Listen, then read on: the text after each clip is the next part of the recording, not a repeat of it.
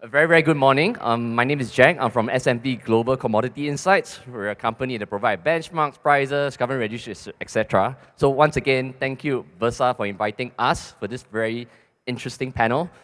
So just now, the panel, we talked about the global carbon markets, right? There's a lot of discussion. Today, this panel right now, we're going to hone in on the ASEAN markets. Now, 6 years ago, right before COVID, and if I were to tell everybody that I'm in carbon markets, people look at me like, what is carbon market? They're like, is it a product? Is it a physical product? Is it a charcoal? What are you selling? Fast forward today, 6 years, I think we have a different problem, right? The market has become a lot more nuanced, there's a lot more complexity, there's a lot more jargons. ETS, carbon tax, Article 6, 6.2, 6.4, 6.8, allocation, auctions. There's 1,001 jargons, abbreviations out there. I think it's getting complex. Hopefully at some point we're going to converge. Right, I want to say that, first of all, these are the policies maker, our panelists, they probably have the toughest job, right? I mean, no matter how you see it, carbon price today is still a balancing act, right? If you were to introduce a carbon price that is too high, right, you're essentially taking food from someone's table, right? You can say that, oh, yeah, the pollutants pay for it, the emitters pay for it, but at some point, the cost is going to pass down to you and I in this room, right? You're going to take away the food from someone's table. But on the other hand, if we don't have a carbon price, you're also taking away food from someone's table in the next 25 years, 30 years. Why? Because global temperature is going to rise, food productivity is going to drop, supply drop, your demand. If supply drop, your price is going to go up. So I think either way, is food taken away from the table, right? So I think it's where right now is how do we, all the policies maker here, can introduce carbon pricing at a very controlled manner, right? In a way that is palatable, that you don't lose the competitiveness. And I hope at some point down the road, in the next 20, 25 years, right, even without carbon pricing, every one of us in this room, outside this room, will always choose sustainability in terms of cost of action, right? Call me naive, call me ideal. I say that if you shoot for the stars, maybe you'll land on the moon. Right, with that in mind, I'm really looking forward to this panel. And I would like to first start off with Malaysia, Farid. So first of all, thank you for inviting us to your lovely country. Right? So just now the minister talks about RUPIN, right? Essentially, there's a climate change bill act. Last week, there was also an announcement on carbon tax, right? Malaysia announced carbon tax. Perhaps maybe can you talk a little bit about this climate change bill, the RUPIN? Is it going to be ETS? Is it going to be a carbon tax? If you can provide some color on this. Okay, thank you, Jack. Assalamu alaikum and very good morning. Thank you, Bursa, for inviting NRES to share what we are doing here. Basically, what mentioned by Jack just now is true that there's a lot of things being implemented actually in NRES. It's under my division. Actually, we are quite busy actually finalizing all the document. Thanks, Minister already announced that we will delay the bill, so it's not a big task for me to announce it already delayed.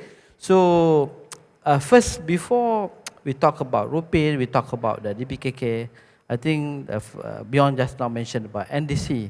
So this year also is the year where we need to submit the NDC. So in Malaysia, so now we are finalizing the NDC. Why I say that NDC? Because NDC is a cornerstone for decarbonization effort. Okay, because every country, of course, they will try to achieve the NDC. So for NDC 3.0, so the term is for 2035 to 2035.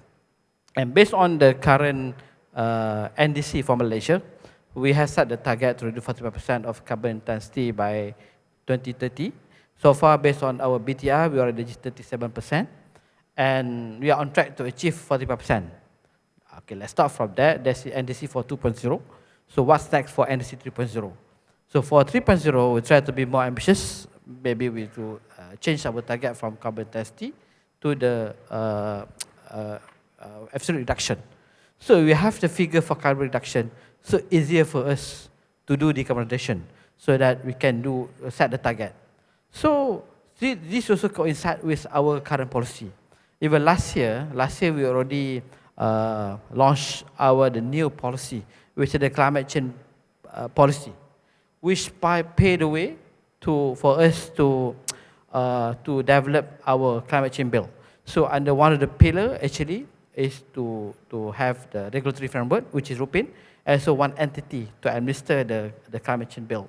And then one of the thrust actually to have a carbon market instrument policy. For that, after that, we developed, we call that DPKK or carbon market policy. So this carbon market policy actually outline what are the strategy we are going to do inside this. One of the things that we put inside the dasar pasar carbon or DPKK or carbon market policy, one of the deliverables is actually the national arrangement. So this is the much awaited document that we will give to the carbon developer on the process flow and how you're going to participate in Article 6.2, 6.4. This already basically is already put in the committee. And then the second one, the quite important component, actually, we developed the marginal abatement cost curve, which is one important figures where we identify the cost for abatement. Let me identify what are the costs for you, let's say, if you want to embark on the certain technology. These are the costs per ton. So this will be a basis for us also if we want to enter into the carbon tax and also ETS regime, because the company know which technology you need to use in terms of voluntary reduction. Okay, coming back to our climate change bill. This is many people are already talking many times. So we already changed ministers quite some time actually. So I always say that in my ministry we are not talking about climate change only. We are talking about the ministry change, the NIM. We change many times actually. So nowadays hopefully we don't change minister many times also. So a big challenge for us as well to this. But however, this is how the political that we need to be mindful also. So under the climate change bill, actually one of it actually is regulate the GHG emission, also support implementation of climate action, mitigation and adaptation in Malaysia. So it's also contained on setting the national target, the national authority to regulate the act, MRV mechanism, National Fund of Climate Change, also Article 6 implementation. So under this, there will be a provision for a company who meet a certain threshold. So that means you are required to submit the report. Just like Singapore, any company who reach exceeding 2,000 ton, you need to prepare a report. For Malaysia also, these are the same thing. First, of course, we need to realize that if we want to do carbon tax, the MRV is very important.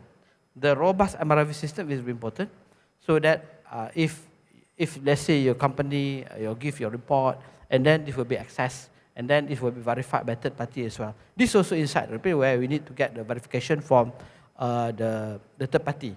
So I just got some information from the Singapore. I don't know whether it is correct or not, but the consultant said for the third party verification it's quite expensive. He said the range figure around $100,000 for a verification. So that's quite expensive. So for us, how are we going to deal with this? I don't know. Maybe Fanway can explain further whether the cost is so high or not in that. So for this also, this is all the things Minister also mentioned just now, that the aim of carbon tax is not for the intention to get revenue.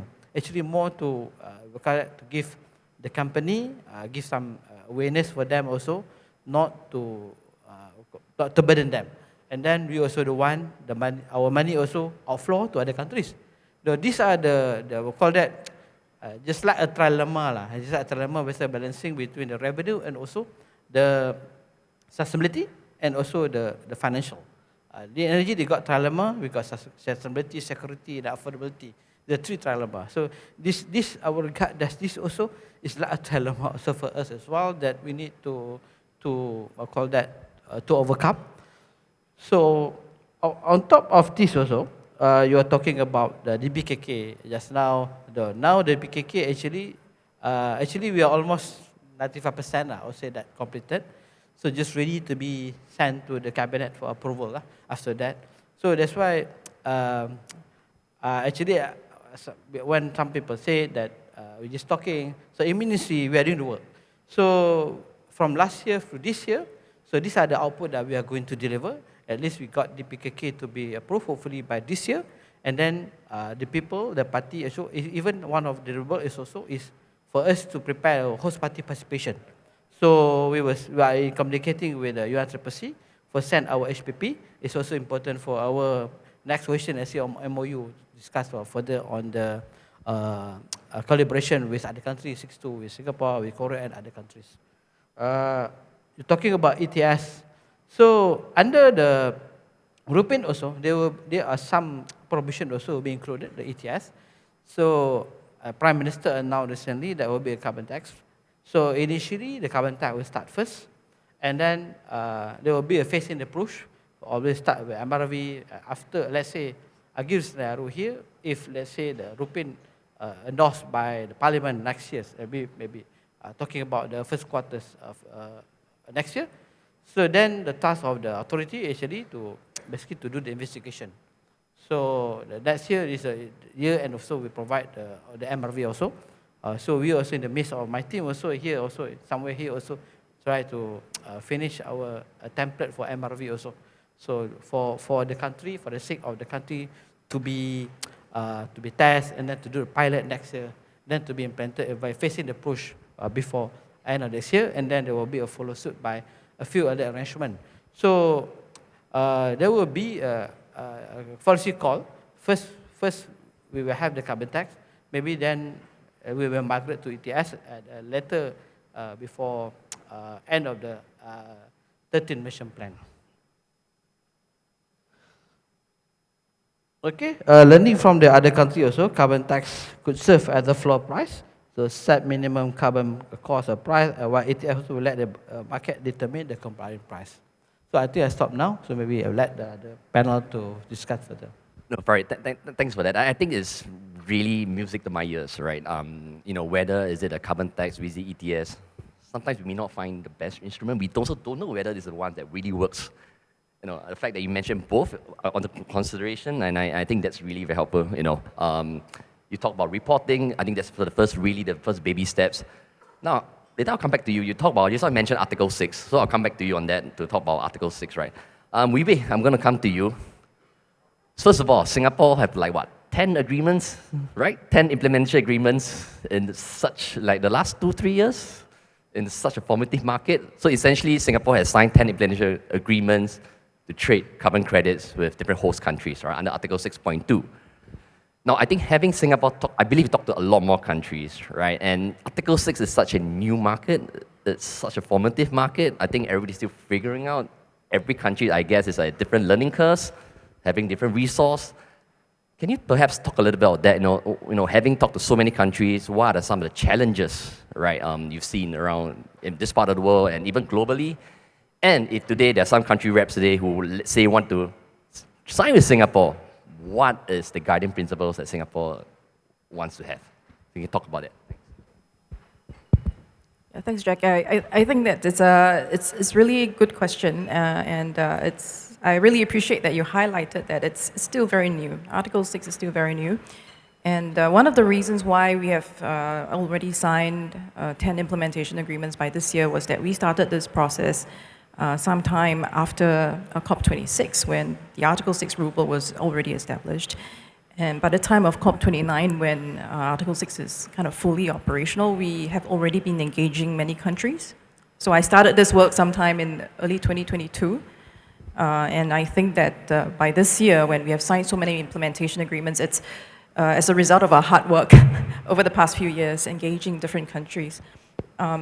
Your question of the complexities of signing implementation agreements or having agreements with other countries it's a really good one, and I can break it down to two main aspects, which is number one, doing the right thing, and number two, doing things right. First, let us focus on doing the right thing, and this means that our efforts are aligned with the host countries' climate targets, which I think you would have heard is NDC. I think, was it Bjorn who was talking about how NDCs are very essential and how we are anchoring our collaboration? So I think this is the part where it's very vital for the host countries to have very clear climate targets and to understand what sort of additional climate financing is required by their country that's needed through international collaboration like Article 6. And secondly, we must establish robust environmental integrity guidelines. This ensures that the credits we generate are additional, it's real, permanent, quantified, verified, and there's no double counting, which is a very key principle under Article 6. It's also crucial that these agreements can bring about sustainable development benefits.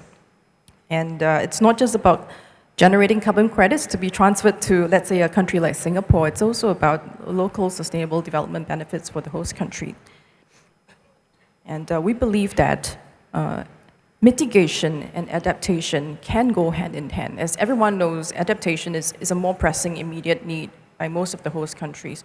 So we actually have this policy that we set aside 5% of the proceeds for each of the transactions under our implementation agreement to go towards the adaptation funds of the host country. This is where there are clear direct benefits to the host countries that collaborate with Singapore under Article 6.2. We also cancel away 2% of the carbon credits that go towards global emissions reduction. So this is our way of ensuring that we do things right. The second aspect that I will focus on talking about, now that we have covered the part about doing the right thing, it's about how do we do it right. And I would say that we should consider 3 key factors in doing things right, and I will encapsulate it with the 3 Ps. The first is strong political commitment. Political commitment. It's very essential. There must be clear buy-in between the host country and the acquiring country, anchored on our respective NDCs, that there are mutual benefits to be attained when you go into Article 6 collaboration. And not just that, at the federal level, right? Because that's at the federal level, but domestically for the countries involved, there must also be coherence, right, between the federal and the state levels, and buy-in at that level as well to ensure consistency and support. And this is because carbon mitigation projects are quite long-term projects, and therefore it involves investments over a long period of time, requiring certainty and stability. And that political buy-in from the governments are very essential. The second P I will talk about is predictability, and this is linked to the earlier point about investors needing long-term commitment from the governments, that you will not have a change in the regulation that is arbitrary in the perspective of the investors. It's important. I will say that you need to put in robust governance and institutional arrangements, which is why the implementation agreements are very important, because Article 6 of the Paris Agreement sets out some of these key principles, but the operationalization of these principles has to be done by the governments, the individual countries. And so a lot of the details actually do go into the implementation agreements, and in the form of governance and institutional processes, well-defined roles, efficient authorization processes, and having transparent tracking systems for the approval of mitigation activities, and also corresponding adjustments.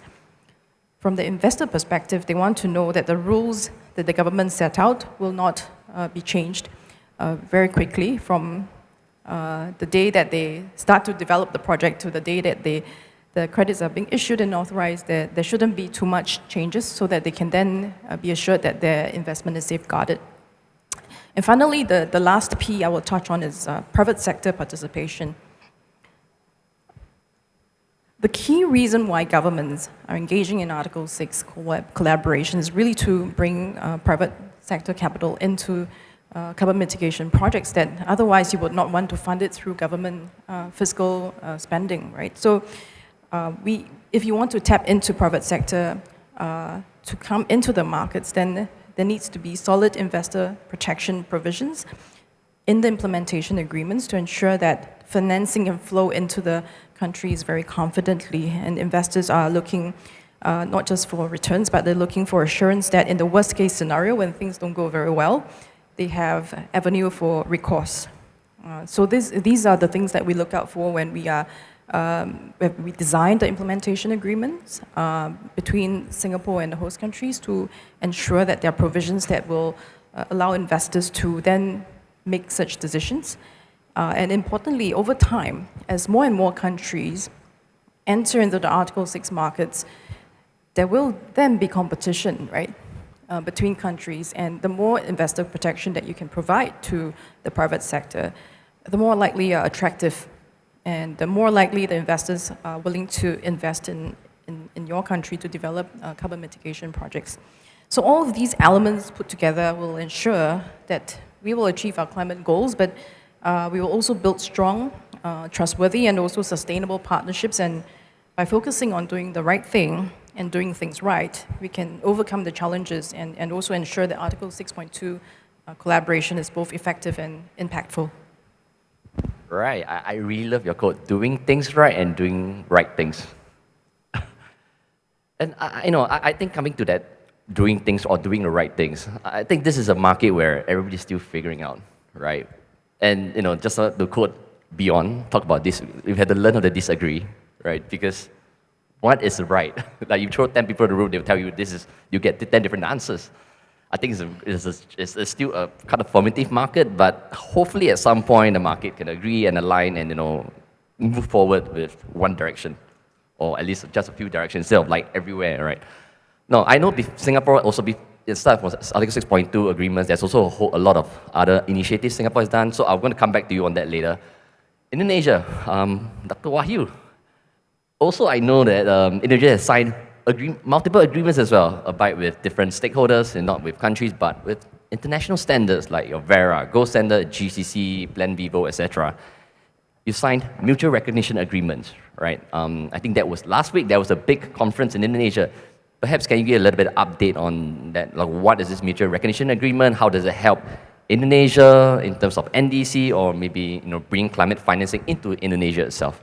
Please. Well, thank you very much for the opportunity to share the Indonesian experience regarding your question. Why Indonesia signed multiple crediting scheme for international. Actually, let me share Indonesian experience starting from 2023 when my president at that time, President Joko Widodo, launched we call it a compliance-based domestic market. The result of the market actually is not so good enough to share and to develop and to creating enabling condition for Indonesia. And then, if you remember, the last year, 2024, we tried to sign a bilateral agreement with the Japanese government, GCM. This is also good enough for Indonesia at that time, but it's not sufficient to support Indonesian strategy to develop ecosystem carbon. And followed the signing agreement, the joint crediting mechanism with Japan, the early of this year, we launched, we call it compliance-based international carbon market in Jakarta, in IDX Carbon. Then the result is similar. It's not so good enough for Indonesia to support the situation. Our team, our colleagues in our ministry, start to discuss why this happened. Why this is very important to start to do a strategic point to develop such kind of enabling condition, or what strategy is good enough to implement to develop the carbon ecosystem in Indonesia. We try to align actually after the discussion, long discussion with the colleagues. We try to align and to accommodate, we call it voluntary carbon market alignment with the compliance market. This is starting point of this early this year. And then after that, we try to explore collaboration with the international crediting scheme, like VERA, Gold Standard, Plan Vivo, GCC, and etc. The first, we signed with a Gold Standard. In May, we signed the agreement, mutual recognition agreement, and then started to design what we need to detail implementation the program using the Gold Standard, for example. And then we achieved the detailed regulation or the detailed guideline for Gold Standard. And after that, Global Carbon Council and Plan Vivo, we try to discuss how to engage and make a mutual regulation, and we achieved that, and we launched it, and together with VERA last 2 weeks. We have at least 4 or 5 mutual recognition within 7 months. So it is a crazy things that Indonesia has happened. However, it's not so good enough for Indonesia too if we don't have or develop technical guidance to implement every project development in Indonesia. So right now, Indonesia start to develop the technical guidance for every crediting mechanism. Like Vera here, we started this week, and the gold standard already finished, plan before, and also we exploring situation is better for Indonesians right now. And then after that, on the other side, we also have approachment bilateral using Article 6.2. Some country, European country, ASEAN country, proposed to Indonesia to have a collaboration and develop a platform to transfer Article 6.2 in Indonesia. This is different situation. And this is for voluntary carbon market. This is a compliance mixed with the voluntary carbon. We need to align this in such a strategy is good enough for Indonesia to link this.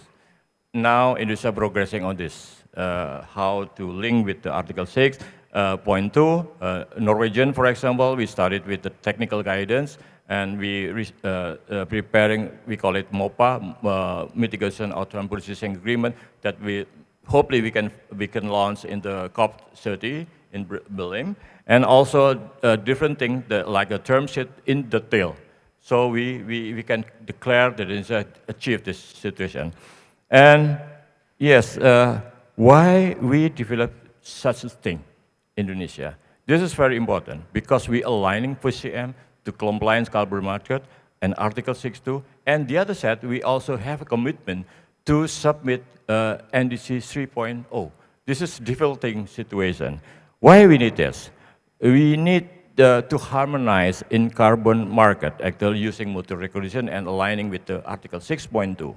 And this is very important. We develop a robust and transparent carbon credit regulation. Why? We want to make sure that every carbon credit have environmental integrity. Carbon credits represent genuine, measurable, and additional emission reduction or removal. This is very important. The second one, market credibility and investor confidence. The most important is market confidence, investor confidence. There are no such kind of regulation controlling to make the confidence of the investor within, for example, in Indonesia's case, within 5 years, within 10 years. The investment is a long period, but the political issue in this case in Indonesia always changing within 5 years, for example, like that. And the third one is prevention of double counting. High integrity need to prevent double counting. And ensuring social and environmental safeguard. Indonesia right now proposing to House of Representatives to have a new regulation in climate change. So the important thing to design the safeguard, we want to protect the player on the ground. We want to protect to safeguarding project developer and investor in the same level. So it means this is very important. And of course, the fourth essential criteria we will use to us to support the climate goals, this Indonesian side. So almost 5 MRA already signed, and I also want give a bonus in Indonesian side, which try to take low-hanging fruit like biochar, for example, in Indonesia. This is also a very good in Indonesia because we have a lot of biomass production on the ground, so we can use that. So we tried and we signed up the LOE with Puro Earth. Yes, this is the bonus from this period of time. So using this situation, Indonesia want to make sure environmental integrity. This is the challenges, the biggest challenge in Indonesia. How we can ensure that everything that we put in the table and put in the strategy can ensuring environmental integrity. The second one, harmonizing standard, international and the national local standard. This is very important. Indonesia want that any partner countries look at the credit resulting from Indonesia as a high integrity. This is the important. And the third one is transparency and accountability. We always bring the issue to higher level when we negotiate with the every partners or colleagues outside Indonesia. Thank you very much. Hey, thanks, Park, with you. I mean, I love how Indonesia is really taking a proactive approach to protect all players. It's not just like protect the indigenous group, the investors, maybe they don't give. I think that's really important because you need all the stakeholders come together, right? And you talk about voluntary carbon markets converging to compliance markets. I know Renee just now doesn't like the word voluntary. I myself don't like it as well. Maybe at some point, let's take away voluntary, let's take away compliance, let's just call it carbon markets, right? Because it's all the levers we need to really pull in, right, for the market to really work. Now, Albert, coming to you. Thanks for joining this panel. So, Philippines. No, I think first of all, we'd love to hear some updates on the carbon pricing for Philippines. I know there was a consultation done recently in February. Can you give a little bit of color? What's the carbon pricing framework going to look like for Philippines? And I know Philippines and Singapore has also signed MOU as well. So perhaps talk a little about that. Love to hear what Philippines is doing in the space. Yes, thanks so much, Jack. A pleasant morning to everyone. My apologies for not being there physically, but of course,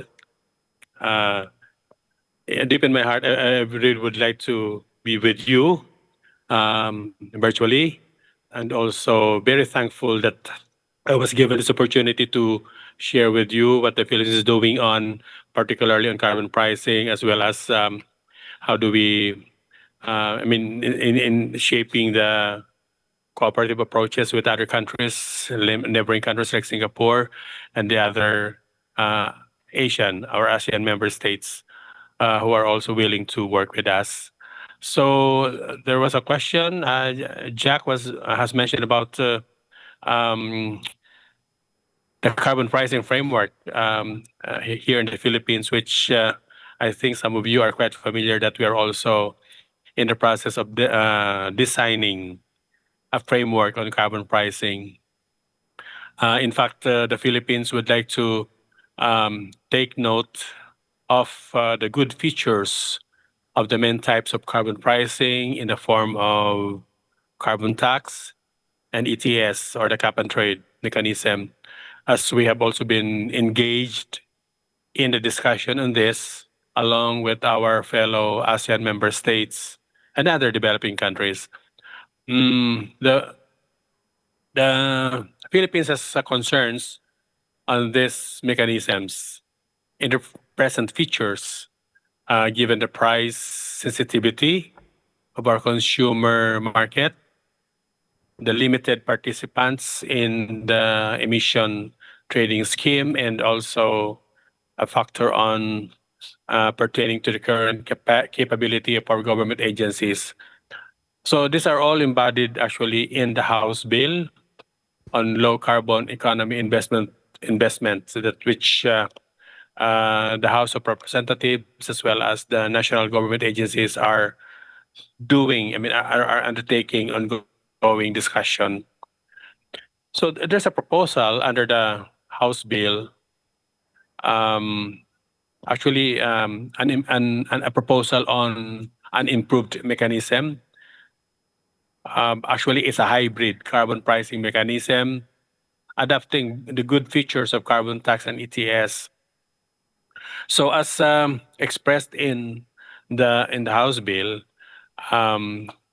there's a proposal to have a hybrid.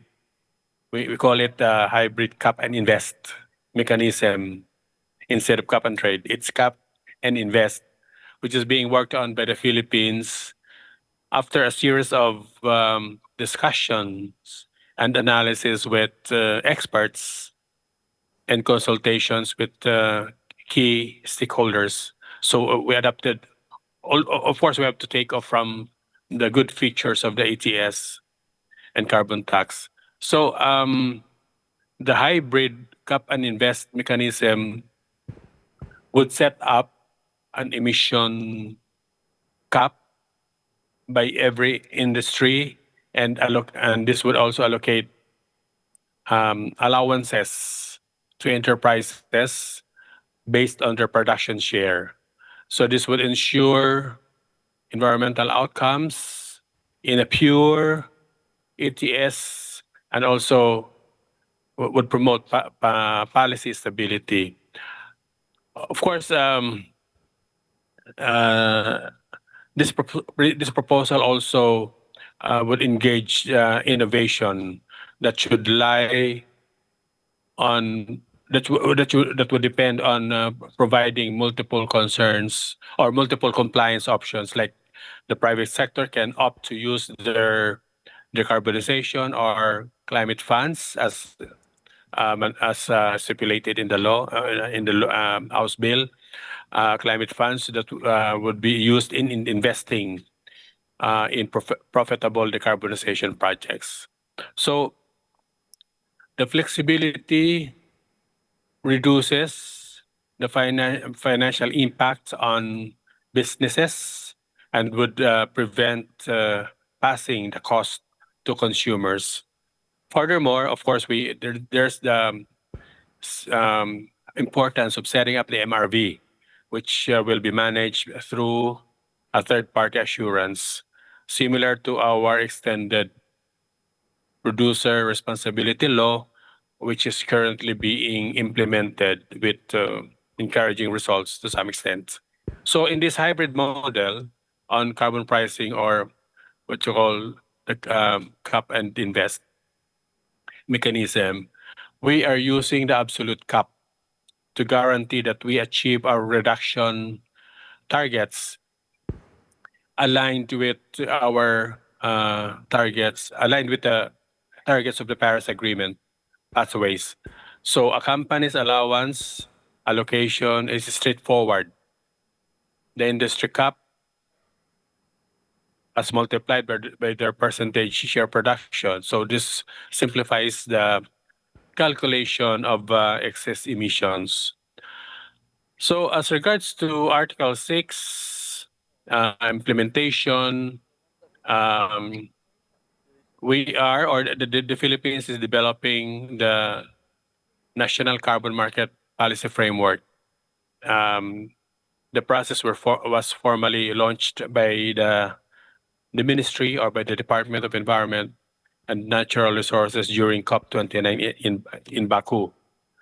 So we have now the draft blueprint for the Philippine Carbon Market Policy Framework, which has already undergone a lot of discussion among national government agencies and civil society organizations. And also, we are targeting that by October 2025, we would like to have this finalized already, because we are now there's this ongoing multilateral bilateral agreements with countries. So we would really have to establish this blueprint, this framework that will support the establishment, operationalization of Article 6.2 and Article 6.4 in particular. So further, the framework will also provide clear guidance to project developers and participants and other stakeholders on the Philippines approach, which would also cover, this approach would cover the cooperative approaches as I mentioned, as referred to Article 6, Paragraph 2 and 4 of the Paris Agreement. This would include outlining local rules, modalities, and procedures and for approving and authorizing mitigation activities.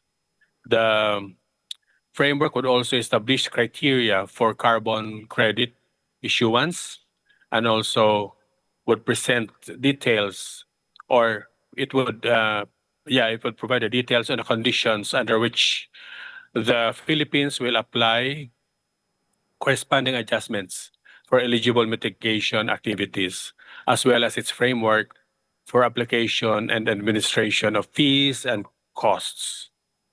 So this would not undermine also the ongoing bilateral agreements that we have in the form of MOU, MOC with other countries like Japan and zone with Singapore and Korea as well.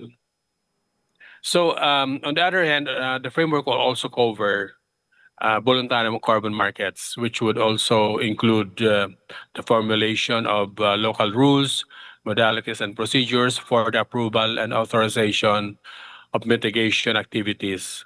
So the entities, both public and private, and also um, the voluntary carbon mechanism will also cover the carbon credits.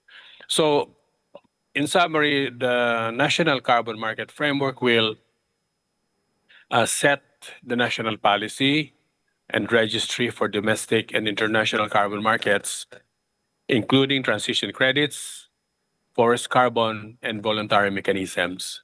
So for now, that will be my input, and later on, if there will be some we would like to discuss on transition credits. Would be very happy to take up that topic as well. Thank you. Over to you, Jack. Thanks. Thanks, Albert. I think at least for me, I've learned a new term, cap and invest. This is first time for me. And I think it's very interesting because it's very telling what Philippines is doing, right? Like, we need to invest. It's not about trading it, but really investing, right? That's the first steps. I love how Philippines is also introducing absolute emissions, absolute ETS, which is interesting because a lot of developing economies usually start with intensity-based before they move to absolute cap. Now, I'm a bit mindful of time. I know I would love this panel to be at 2 hours because if every panelist starts to go through the whole bill, I think we need a 2 or 3 hour session. Obviously, we can't have that. So we're going to do another round of questions. Farid, I'm going to come back to you. Just now you briefly mentioned about Article 6 as well, right? And I know you signed MOUs with Singapore and South Korea. Perhaps can you share a little bit about what Malaysia's thinking of in terms of Article 6? Okay, thank you for the question. So, as you mentioned just now, we already signed with two, with Singapore and also with Korea. So now we are in the final stage to sign GCM, Joint Credit Mechanism. So, Mr. Nori are here. You're here, our partner, to discuss with this. So hopefully we can sign it before end of this year. So for participation in the Article 6 is about finding the right balance between the unlocking international cooperation and also protecting the integrity of our own national commitment under the Paris Agreement. Because we know that if we sign with them, the credit that we generate here will be transferred out to the country that buying our credit. So that we need to deduct from our NDC. So this is something that we need to be mindful as well. And a part of it also, Article 6 is just not a carbon trading mechanism, it's a tool to bring a sustainable finance, technology transfer, capacity building, and also the facilitate the green investment that can help accelerate on our transition for low carbon and also climate resilient economy, because we can like sell our credit and then we get the finance. Actually, carbon credit is about the finance too, because we bring in the money to come.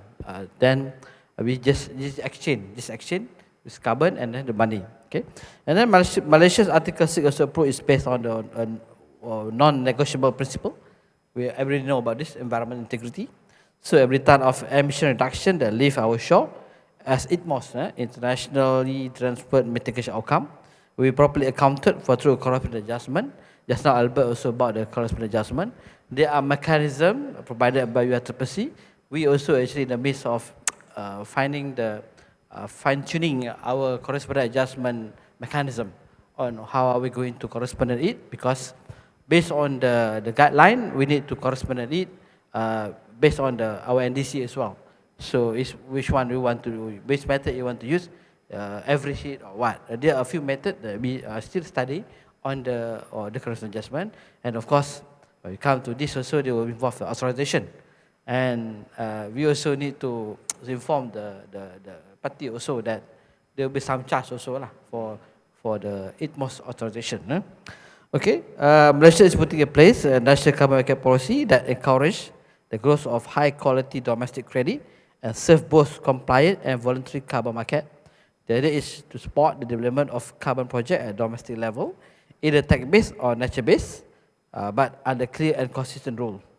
So this morning also we saw the action of MOU between the MFF and also Bursa. So currently Malaysia is developing our carbon crediting standard, forest carbon offset (FCO). So the standard aim to recognize the value of Malaysia's rich forest ecosystem, ensuring the forest-based credit are developed with strong environmental safeguard, community participation, and also measurement climate benefit. And we also, in parallel, Malaysia also integrate basically the Article 6 governance into our upcoming climate regulation. That means the part or portion of Article 6 we put inside RUPIN.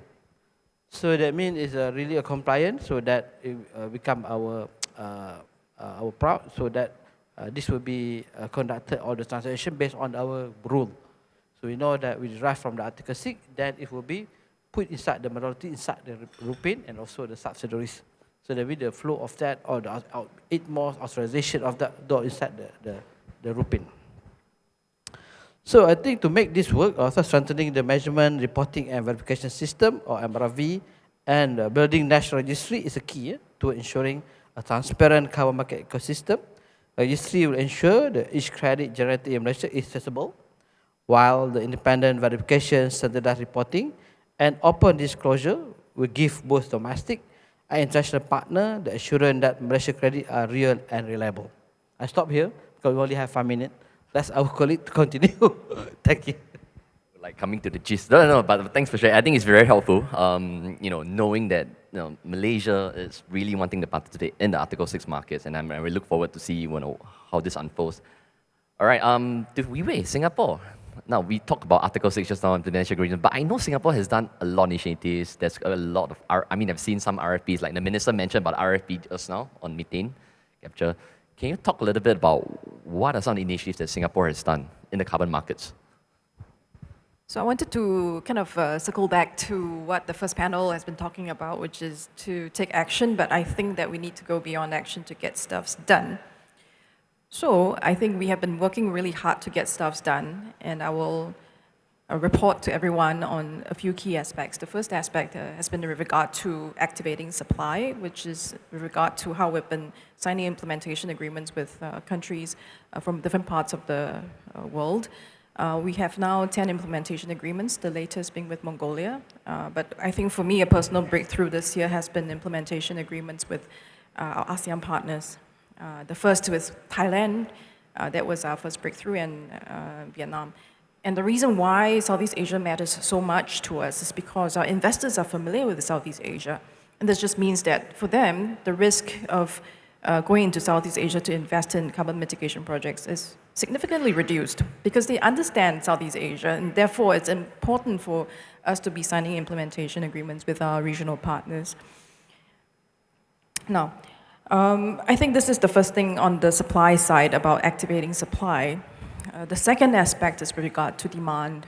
I think some of you may know that Singapore government is directly buying carbon credits, and I'm responsible for the department that looks into this, where we have actually gotten stuff done this year, where we have contracted the first set of projects for Article 6 carbon credits, and these are in some of our Article 6 partner countries, including in Peru, Paraguay, and also Ghana. And I hope to see Southeast Asia country coming on, for us to then contract projects in Southeast Asia very soon. These contracts are actually in the area of nature-based solutions, which is something that the first panel has discussed extensively, which we believe is an important part of the solution. And the contract size it came up to about $60 million US. And we think that this is a clear demand signal that we have sent out to the market to ensure that there is actually activity, and the supply is going to kind of be meeting up with the demand, and hopefully there will be more demand signals being released. I heard that there will be some coalitions that will be coming up to send out more demand signals, and this is a very positive development. The third aspect I will cover is on capacity building, which is that we had announced a collaboration with the Singapore Cooperation Enterprise to provide Article 6 capacity building to countries, and we have gotten our stuffs done. After the announcement in May 2025, and on the sidelines of Ecosperity, we have delivered our first training to African officials in September this year on the sidelines of the Singapore Africa Business Forum. So we will be progressively delivering Article 6 related capacity building to the other regional partners, and definitely Southeast Asia is on the list. So I think at the end of the day, we want to get stuffs done, and we hope that more stuffs will get done. Right. Hopefully we can have Malaysia, Indonesia, and Philippines signing soon a plantation agreement, right, to come full circle. No, thanks for. I think it's really, I can see that Singapore takes a lot of effort, capacity building, and I think it's really much needed because, again, very complex markets. Hopefully, I mean, everybody come to speed, and we can really move forward to this in the one direction, right? Wahyu, I'm going to come to you, right? Indonesia, right? Actually, you're one of the first countries to introduce ETS, right? Emissions Trading Scheme, and it's not just ETS, ETS and a carbon tax as well. Perhaps can you talk a little about that? What are some of the learnings, challenges, highlights, of the ETS markets in Indonesia? Yes, thank you very much. If you ask Indonesian for ETS and carbon tax, yes. Actually, this is a complex system too. Of course, we already tried the implementation of a carbon ETS, but it is a very early stage actually. Using the ETS, we learn how we develop the taxing. This is very important, but to discuss tax, Indonesia should consider complex situation. The inflation, the development level, and GDP and everything that Indonesia is so critical. If we put in the name of tax, will encourage the people the critical situation. Go to dynamic system. We have to be so careful regarding about this. On the other hand, we Indonesia also developing, as I said before, that we try to aligning the voluntary system and everything in the market, and the Article 6, how about this can be used or not to analyze and to develop the taxation is also difficult. So right now we share with the partner country, especially the European country that already have a collaboration with us to develop such kind of tool to solve any situation in this case. Of course, I have to thank to European colleagues that support us a lot in this case. So some country also follow to have a collaboration with Indonesia. So it means hopefully using this approach, using the collaboration with the international colleagues, we can hopefully launch the taxation in Indonesia next year. Hopefully, we try to get to achieve the target, and we discussed with the Minister of Finance.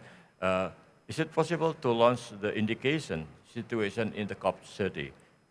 They didn't answer yet. This is a very complex system actually. If you talk about the tax in Indonesia, not as simple maybe in Singapore and Malaysia. Malaysia started with the implementation of the tax, but Indonesia is very complex. You see. But we started with how we align the market. So that's why when we collaborate in the capacity building, we invite you to come to Indonesia and we discuss it in this case. And also, we invited the investor and to make a balanced supply and demand in Indonesia. Because we're unlocking a lot of supplier in Indonesia right now by many creating scheme, multi-scheme, but we need also to make a balanced investor and buyer in Indonesia and bring the technology also the capacity building in this case. Thank you. Yeah, I mean, the key takeaway, you mentioned the word collaboration a few times, and I think it's very important because we all live in one world, right? And really, we can't work in silos. Everybody needs to work together. May there be differentiated approach, but it's one common goal, right? We are going towards. All right, Albert, you mentioned about transition credits. This is a very new, exciting space, right? So essentially, transition credits is about retiring coal power plants earlier than what it's supposed to be.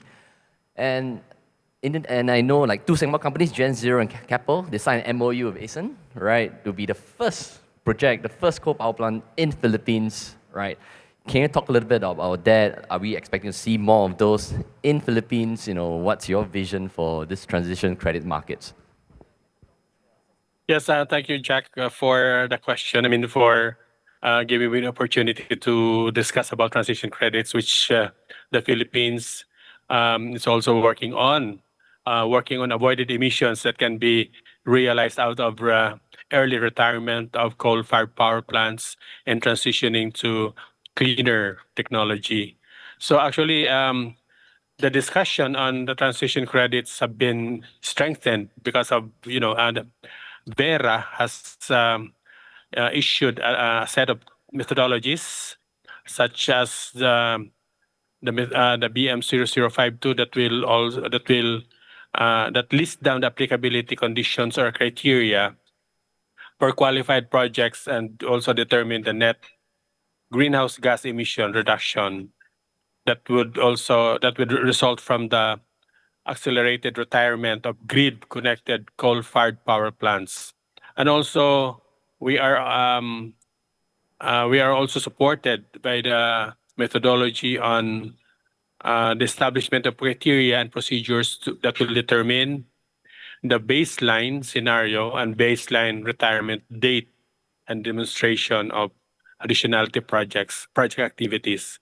And also, there's a scientific basis um, as expressed in the methodology, BMD 0061, that establishes criteria and procedures related to the just transition for stakeholders directly or that will be directly or indirectly impacted by the accelerated retirement of coal-fired power plants.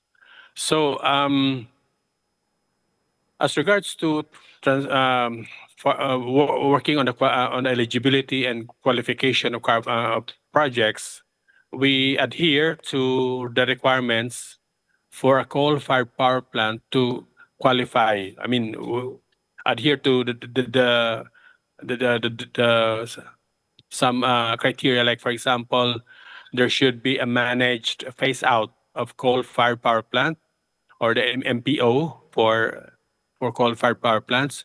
And second, the qualification should also consider the replacement and pairing with renewable energy. So there should be a already identified replacement, which would also replacement of technology related to renewable energy. And lastly, implementation of just transition, which the Philippines is also working on, the just transition framework in preparation for the shift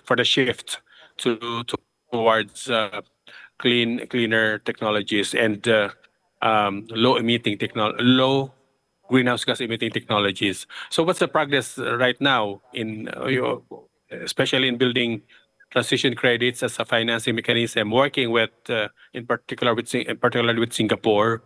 So there is this initiative to enhance transition credit demand. So how do we enhance this demand? Again, colleagues have already mentioned about high integrity transition credits. So this time we would like to work on high integrity transition credits that would support early retirement of coal-fired power plants in Asia. And also, the credit demand should also encourage major companies to buy such credits and fund clean energy transitions in emerging markets.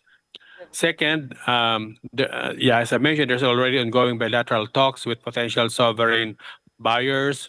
So the Philippines and Singapore are now negotiating an implementation agreement on Article 6 to enable the actual credit trading targeted for completion hopefully by the end of this year. So of course, we are operationalizing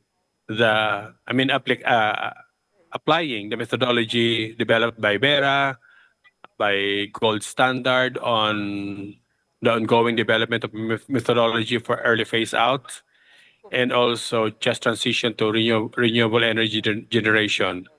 And also we have to consider how to capture plants. I mean, the captive plants that we are referring to, that would entail ongoing initiative to develop methodology to captive plants or those plants that will be covered or that will be eligible. And lastly, the importance of national policy that would enable transition credits. So the Department of Energy now has issued department circular on carbon policy that would also strengthen the formulation of related policies and carbon credits. So that the policy issued by the Department of Energy would provide us the general guidelines for the issuance, management, and monitoring of carbon credits in the energy sector. Thank you, Jack. Thank you. I hope that I've been clear in No, thanks, discussing this Albert. topic. I think, transition from coal to renewable is probably the biggest lever we can pull, and I Yeah. personally hope to see more of that, right? Now, I think we're almost on time. I just want to, before I kind of wrap up, I just want to have, the panelists here, I just want to open the floor here, right? Now, put aside political will, put aside funding, put aside, whatever hurdles. In the next 5 years, 10 years, what's your vision? What do you hope to see for this ASEAN carbon markets? Anyone? Just keep it to 1 or 2 sentences because we are really running short of time. Yeah, for me, I would like to see that we Malaysia can trade easily with our colleague, like with Singapore, with Indonesia, with Philippines and other part of the ASEAN. So we might have another members from Timor-Leste later on. So maybe 11 countries. We have one shared platform so that everybody can have maybe BCI can be one of the platform to be exchanged with Singapore Exchange and also with Jakarta Exchange, something like that can be. For me, it's a cohesive and integrated ASEAN market that is globally connected. Yes, Indonesia also agree with Malaysia colleagues actually. We ever discussed about the platform in the region of ASEAN. This is very important. And, but we have to have the commitment to bring this issue to a high level, political, in the government level, not only in the business level. So it is very important. If the government of ASEAN country agreed about that, we can develop it in the platform. Thank you. Albert, do you want to give your last thoughts? Yes, and for the Philippines especially, we are looking forward to our chairmanship next year. So we hope that the discussion on carbon markets will be continued. Like we are actually having a vision that the